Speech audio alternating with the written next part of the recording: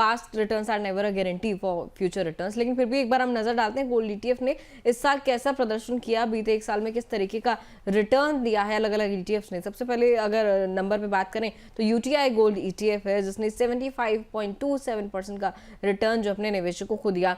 वहीं axis gold ETF है 75% का रिटर्न इसने भी दिया है। एलआईसी गोल्ड ईटीएफ की बात करें तो 74.93% के रिटर्न इसने दिए अपने निवेशकों को। आईसीआईसीआई प्रूडेंशियल गोल्ड ईटीएफ को देखें 74.74% का रिटर्न इसने दिया। इन्वेस्को इंडिया गोल्ड ईटीएफ को देखें 74.74 सेम परसेंटेज का रिटर्न इसने भी दिया है। तो ये वो तमाम गोल्ड ईटीएफ थे जिन्होंने एक साल में इस तरीके का परफॉर्मेंस दिया, 75% के रिटर्न जो है अपने निवेशकों को दिए हैं। सर इतना जो ये बम्पर रिटर्न्स हैं, मतलब इसकी सर वजह क्या रही है? और जैसा कि आपने कहा कि जरूरी नहीं है आने वाले साल में इस तरीके के रिटर्न देखे जा सकते हैं, लेकिन सर क्या कुछ एक लीप के बाद, अगर मैं कह लूँ कुछ सालों बाद, क्या फिर से इस तरीके के रिटर्न गोल्ड में या सिल्वर में देखे जा सकते हैं, खास करके गोल्ड की अगर बात करें तो? देखिए दिव्या, पहली बात तो जो हम बात कर रहे थे कि आईसीआईसीआई और निप्पॉन, जो आपने शुरुआत में पूछा था क्यों ऐसा है कि इनको ज्यादा पैसा मिला, क्या वो रिटर्न ज्यादा दे रहे हैं, तो आई थिंक आपके चार्ट ने ये बहुत अच्छी तरह दर्शा दिया कि जो रिटर्न्स का वेरिएशन है बिटवीन एक फंड टू अदर फंड, वो करीबन आपका 50 बेसिस पॉइंट से ज्यादा है ही नहीं। मतलब कि कोई भी एक फंड अगर मान लीजिए टॉप में आपको 75.27% रिटर्न दिया है, तो जो आपके चार्ट में जो छठवा है, जो सिक्स्थ है, वो 74.74 है। सो डिफरेंस जो है वो करीबन 50 बेसिस पॉइंट के आसपास का रहेगा। तो सारे जो ईटीएफ है लगभग रिटर्न आपको थोड़ा बहुत वेरिएशन जरूर रहेगा, बट इतना नहीं होगा कि बहुत ज्यादा मुश्किल होगी इन दैट कॉन्टेक्स्ट। अब ये समझना कि गोल्ड से नॉर्मली, गोल्ड से हम क्या रिटर्न्स एक्सपेक्ट करते हैं। हिस्टोरिकली हम गोल्ड से इन्फ्लेशन के बराबर का रिटर्न देखते हैं। तो मान लीजिए कि इन्फ्लेशन हमारे देश में करीबन 7% है, अगर एक उदाहरण के रूप में हम मानते हैं, हम गोल्ड से जो रिटर्न एक्सपेक्ट करते हैं वो करीबन 7% एक्सपेक्ट करते हैं।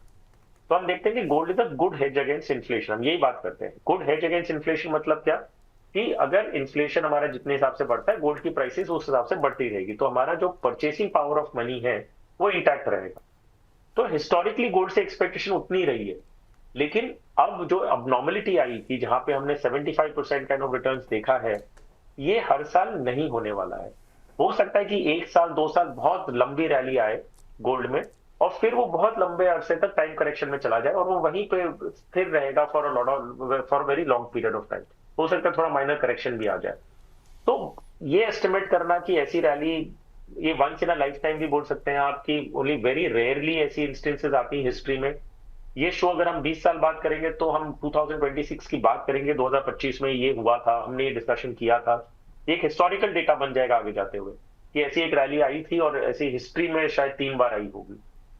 तो आई डोंट थिंक कोई भी निवेशकों को ऐसी रैली का expectation in the near future करना चाहिए कि भाई 75% रिटर्न जो मुझे अगर 2025 में मिला है, तो ऐसा रिटर्न मुझे अगले कब मिलेगा देखने, वो हो सकता है अगले 10 साल बाद या 20 साल बाद ऐसी रैली आपको देखने मिले।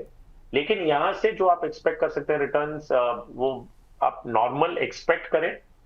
अनसर्टेनिटी रहेगी तो हो सकता है कि वापस और थोड़ा बढ़ जाए, लेकिन ये ऐसे काइंड ऑफ रिटर्न एक्सपेक्ट करना it will not be the right thing to do. Investors को क्या करना चाहिए आज की तारीख में, एसेट एलोकेशन प्लान पे ध्यान दे।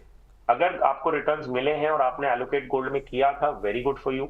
इक्विटी मार्केट परफॉर्म नहीं किया है तो एलोकेशंस को आप रीबैलेंस करें अभी 2026 में। अगर आपका इक्विटी पोर्टफोलियो का जो एलोकेशन है, आपने शुरुआत 50% से की थी, अब मार्केट क्योंकि गिरा या नहीं चला तो वो 50% पे ही है। गोल्ड में मान लीजिए आपने 20% लगाया था तो वो हो गया डबल, एक उदाहरण के रूप में वो अगर 40% हो गया है क्योंकि आपका रिटर्न डबल हो गया वहां पे। तो आपको रीबैलेंस करके वापस इक्विटी में थोड़ा एलोकेशन बढ़ाएं और गोल्ड में थोड़ा कम कर लें। ये आइडियल सिचुएशन है। लेकिन हम किसी इन्वेस्टर को आज की तारीख में जाके बोलेंगे कि आप गोल्ड बेच दीजिए, इक्विटी में बढ़ाइए, तो शायद वो समझेंगे नहीं इस बात को। तो आपके चैनल के थ्रू मैं कहना चाह रहा हूं कि ये एक राइट प्रैक्टिस है, क्योंकि फ्यूचर हमें नहीं पता क्या होगा। तो इसका फॉर्मूला जो आपका जो वो बोलते हैं ना, go back to the basics, जब नहीं समझ में आ रहा है क्या हो रहा है तो बेसिक्स को फॉलो करें, रूल बुक से जाएं, तो आपको आप गलत होने के चांसेस आपके कम हो जाते हैं। सर कई लोगों ने हो सकता है कि जब निवेश किया होगा, खास तौर पर जो गोल्ड में भी यहाँ पर जो बढ़ोतरी देखने को मिली है वो 2025 के मिड के बाद से यहाँ पर ज़्यादातर उसमें इंक्रीमेंट हुआ है। सर कौन से ऐसे सिग्नल्स यहाँ पर हो सकते हैं किसी को, अगर उस निवेशक को जिसने मिड 2025 में यहाँ पर निवेश किया है, कौन से ऐसे सिग्नल्स हो सकते हैं जब उसको एक तरह से देख लेना चाहिए कि अब यहाँ से पैसा हम लोग को थोड़ा सा विड्रॉ कर लेना चाहिए या फिर उसमें निवेशित रहना चाहिए?